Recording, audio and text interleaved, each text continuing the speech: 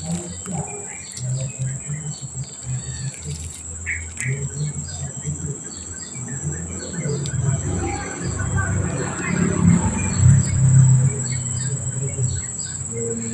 semua, Assalamualaikum. Pada hari ini saya nak kongsikan resepi ubi kayu ataupun dalam bahasa Indonesia kita panggil singkong. Yang pertama sekali macam biasalah saya nak potong-potong dulu, lalu saya nak kupas kulitnya. Nah, kemudian setelah dikupas saya nak potong-potong menjadi beberapa bahagian. Ini untuk saya sesuaikanlah dengan selera masing-masing. Jadi untuk ubi ini nanti saya akan rebus seketika sehingga dia empuk.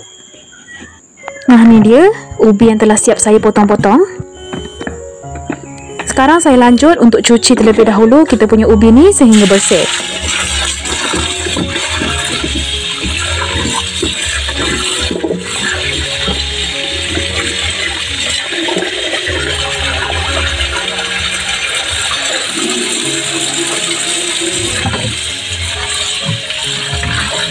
Sediakan air di dalam periuk dan didihkan air.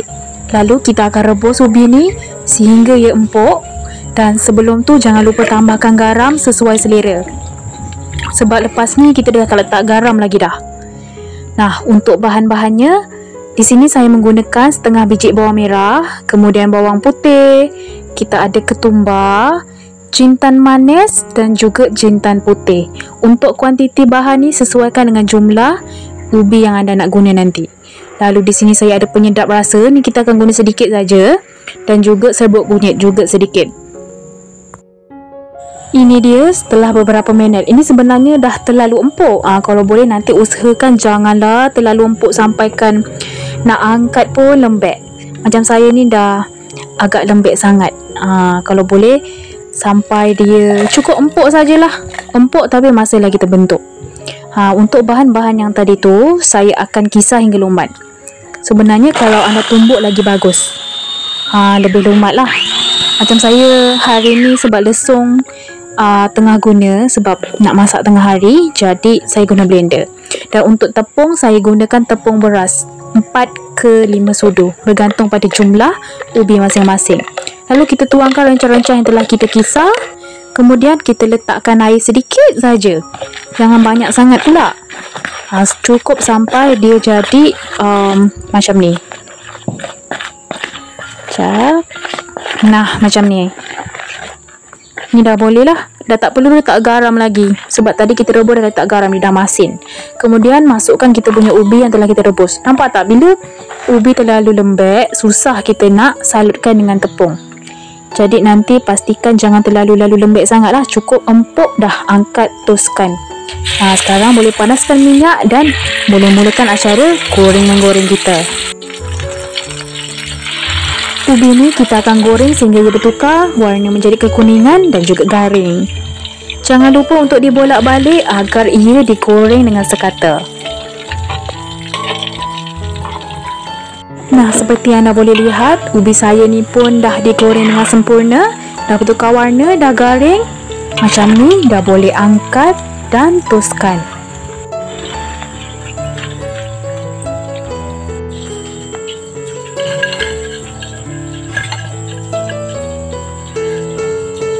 Sekarang tinggal lakukan proses yang sama sehingga kita punya ubi habis.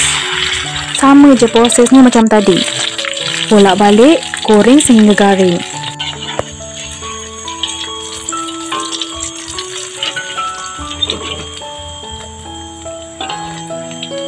Nah, ini dia ubi goreng yang telah siap kita goreng. Nampak tak? Ini lembut sangat.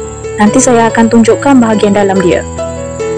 Jadi kalau anda lepas ni nak buat ubi goreng, korang rebus dulu sebentar, lalu baru goreng. Masuk mulut, langsung cair di mulut. Tak percaya, korang kena cuba sendiri di rumah.